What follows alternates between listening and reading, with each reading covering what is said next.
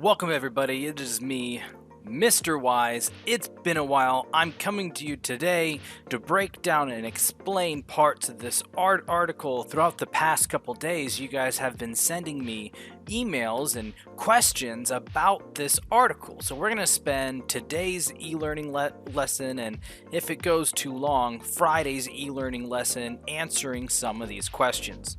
Quick pause. Before we get any further, I wanted to point out that these are my favorite birds. They are the blue-footed boobies. Yes, you heard me right. These are the blue-footed boobies. Okay, resume. One of the questions that I got a lot is, what's the difference between a theory and a fact? So real quick, I wanted to go through, explain what the difference is, and then point out in this theory of evolution what parts of it are undeniable fact and what parts of it are theory. A fact is something that we can prove without a shadow of a doubt because there is an unsurmountable amount of evidence there to back it up, like gravity. If you drop something like a pen, it falls. If you don't do your e-learning assignments and drop the ball there, your grades fall. Gravity works. And anything that can be backed up by that large amount of evidence is also a fact, just like gravity. Now, there are parts of evolution that are fact, unarguable, because they're backed up by an unsurmountable amount of evidence that we can see today, like natural selection. This idea that if there are a couple different species fighting for the same resource, the one species that is more fit to live there, that is more likely to survive, to pass on its genes, will. And that's the species that we'll see in the future. Let me give you an example.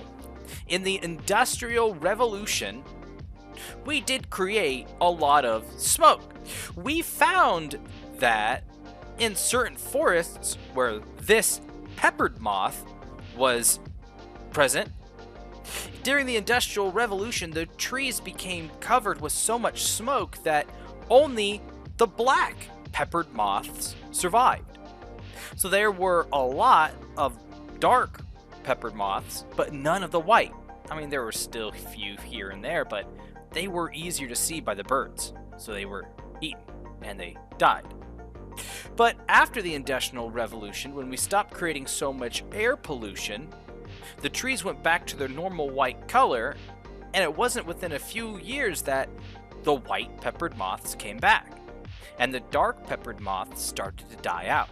That didn't mean that all the dark peppered moths were gone, but it was no longer a fit place for the dark peppered moths to live. Only the white peppered moths, because they could survive and not be seen by the prey as easily on the trees, the white trees. Now, in order for something to be fact, it has to be backed up by a lot of evidence, right?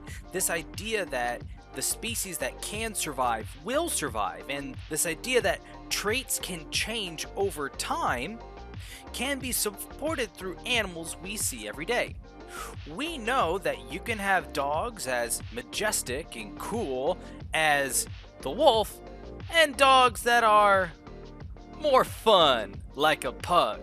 Don't get me wrong, I love pugs. I think every pug deserves a hug. However, there's something to be said from going from something as cool and majestic as a wolf and something as friendly as a pug. We can breed dogs to have different traits. Different generations of dogs will have different traits. Over a long enough amount of time, the Chinese bred pugs to be like this. They were really good feet warmers. You also then have the majestic tiger, and eventually get all these cool cats and kittens like this one. So traits we can see through evidence today can change over time. Even something as drastic as a wolf to a pug or a tiger to a kitten. So those are facts, things that we can back up as evidence. We know for a fact that some species can change over time. We've seen dogs change, we've seen cats change. We've also seen some species survive better than other species, like the moths, where either the light or dark moth was more likely to survive and pass on their genes to the next generation. Those are fact.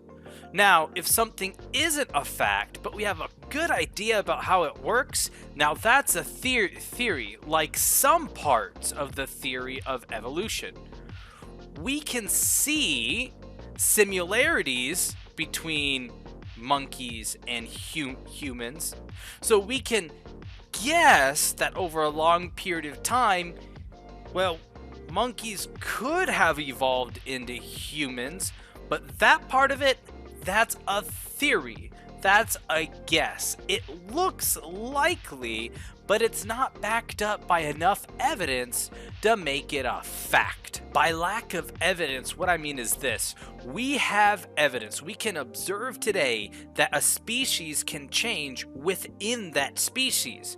Traits in a dog can change from generation to generation, and that's how we breed different types of dogs. But we cannot observe today a species changing into a different species.